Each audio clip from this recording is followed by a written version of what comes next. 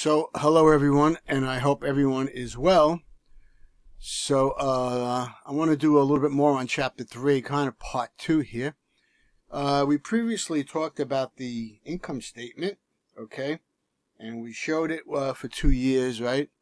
And I'll scroll up here. And by the way, there's a nice little personal finance example with regard to your income statement that you may want to read in the textbook.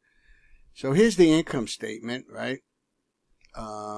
And you can see it starts off with sales, and they start writing things off, and this is going to be the highest number you're going to see for both years. And then you can see it drops down, and then this is what's available for the common stockholders if they pay dividends, okay? And in this case they do, okay? All right, so I just wanted to remind you of all that. So all right, so now the next thing is the balance sheet. So the balance sheet, this presents a summary statement of your financial position at a given time, right? And basically what this does is it balances the assets against the liabilities, right? Which can be either debt, you know, what it owes, or equity, what owners provided. So you can clearly see here's table 3.2, and they show the different assets and liabilities and equity accounts here. So now one thing you have to know about the balance sheet is the word balance is important. So here's your total current assets, right? And here is your total assets. Now they're not showing the liabilities here because I didn't scroll. But you notice here the total assets right here. Well, if I scroll down a little and look at the liabilities, you can see they're the same. So let me see if I can catch both. Yeah, I can't catch both on one sheet. All right, but anyway, so here's the liabilities, right? So anyway, so they start off with the most liquid stuff. First you have cash and marketable securities. These are, you know, like stocks the company may own, okay? And any accounts receivable. Accounts receivable is money that you're owed from the people who bought your product that haven't paid yet, right? Such as on a credit line or something, you know. And here's your inventories. Inventories can come in three varieties, right? Raw material, semi-complete, and complete on the shelf, ready to ship. So there's different phases of inventory. And these components here make up your total current assets. Okay?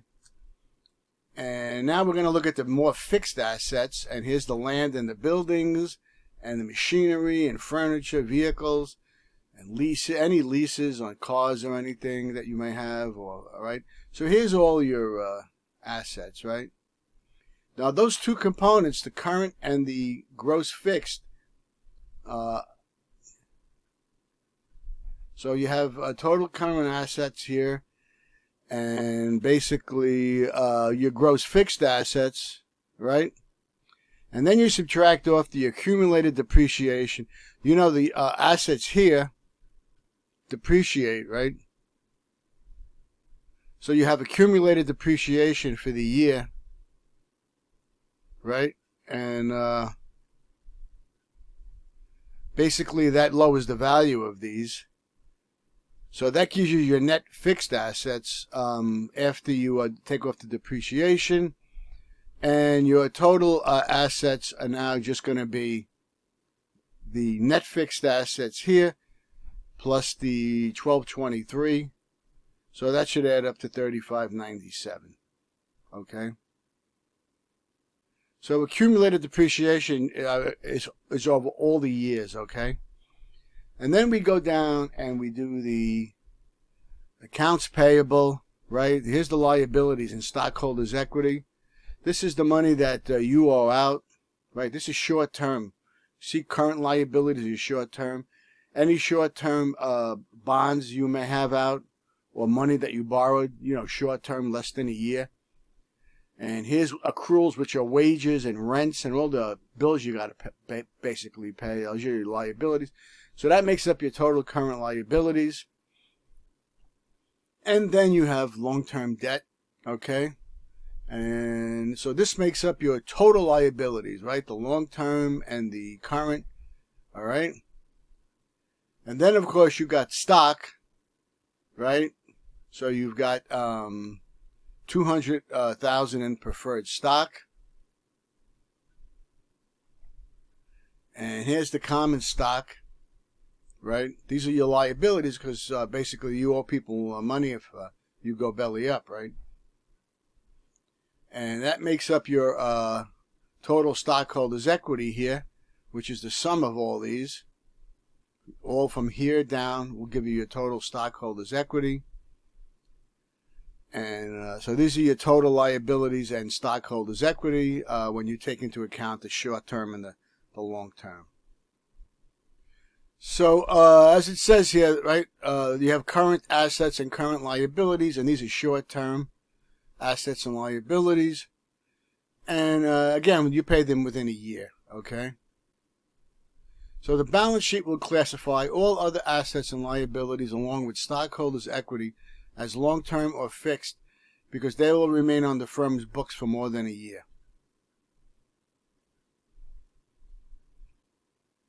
So anything that's on the balance sheet is liquid if the item is easy to convert into cash, right, quickly, right? You want to be able to... So marketable securities are very liquid short-term investments, such as any treasury bills or stocks or anything else you may own, or CDs. If you have a liquid stock that you own, you can add that too. All right. So accounts receivable represents the monies owed the firm by its customers on credit sales. As I said, they're not as liquid as cash and marketable securities because some uncertainty always exists regarding whether a firm's customers will pay their bills. Inventories, including raw materials, work in process. Here they are partially finished and finished, held by the firm. So inventory has three components, as I said. And they're less liquid, so you may have trouble getting rid of those, right? Obviously, many different inventories are not as liquid as others, right? All right, so now on the other side, you have the liabilities, right, which again are short-term and long-term. All right, so then we get to the common stock on the liabilities side. Next, the amount paid by the original purchasers of common stock appears in two separate entities. Common stock and paid in capital in excess of par on common stock. The common stock entry is the par value of common stock. Now, it's important to know this. Par value is an arbitrary number assigned to shares of stock when they are first created. The par value is not related to the price investors pay for their stock that a company issues.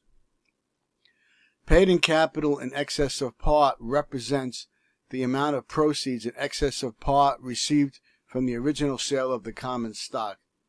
So the sum of the common stock and paid in capital divided by the number of shares outstanding represent the original price per share received by the firm on the single issue of common stock. All right, so then you have retained earnings. And retained earnings represents the cumulative total of all earnings net of dividends that the company has retained and not paid out in, to the shareholders, okay? So they may have paid some out, but if they didn't pay any out, they've retained all the earnings. And technically, this is owed to the shareholders, okay? So it's important to recognize that retained earnings do not represent a pool of cash and that the firm can draw upon. Rather, they are funds already reinvested in the business. And basically, technically, they are owed to the shareholders. So here's, you can see the balances, right, in Table 3.2, which I'll take you right back there.